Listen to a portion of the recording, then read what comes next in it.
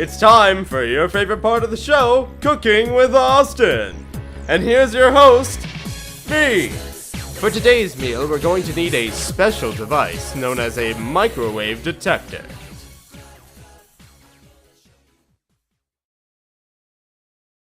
Cameron, can I have the microwave detector, please? Oh, I think it's picking up something.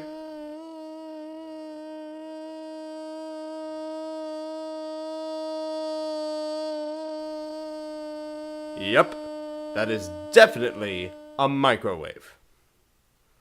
Now excuse me while I put our 5-star meal in here.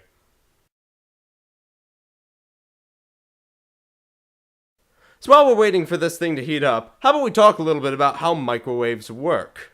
Contrary to popular belief, microwaves don't actually radiate the food, but there is a radiation leakage that comes out of the microwave measured as power density, as it's called. That's milliwatts per square centimeter for you math nerds out there.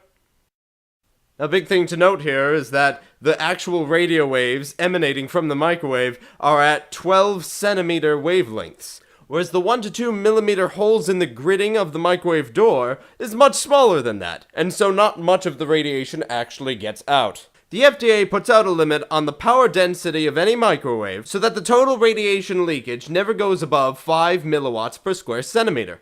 Now, a microwave is a radio frequency electromagnetic heater. This means that it hits polarized molecules very hard. Essentially, that's any water, fat, or sugar in the foods that you put in the microwave. In layman's figures, that's molecules spinning in place to create heat, thanks to the magnetic power of the microwaves. Because only the polarized molecules are hit this hard, you'll find that things cooked in the microwave tend to look like this.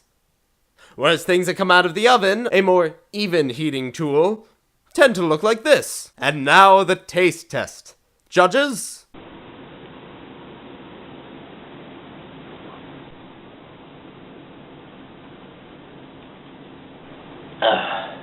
This is why I prefer them out of the oven.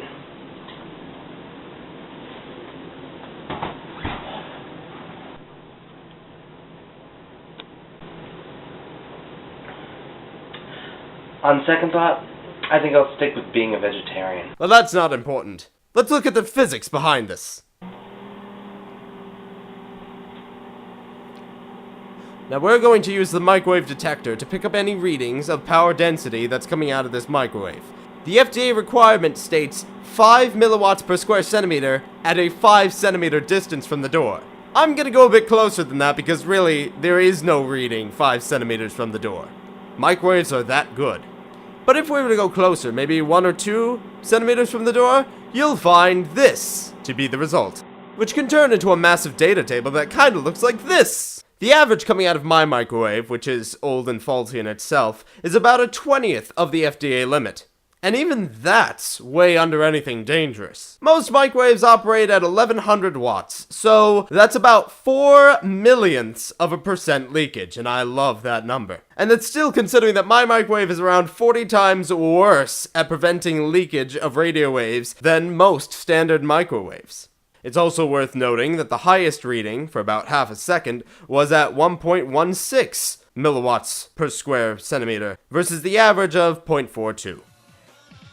And so, in conclusion, show a little love! Your microwave, however old and faulty, will not try to poison you, unless it offers you Halloween candy. Then never mind. Now if you'll excuse me, I got some title microwaves to catch, bruh.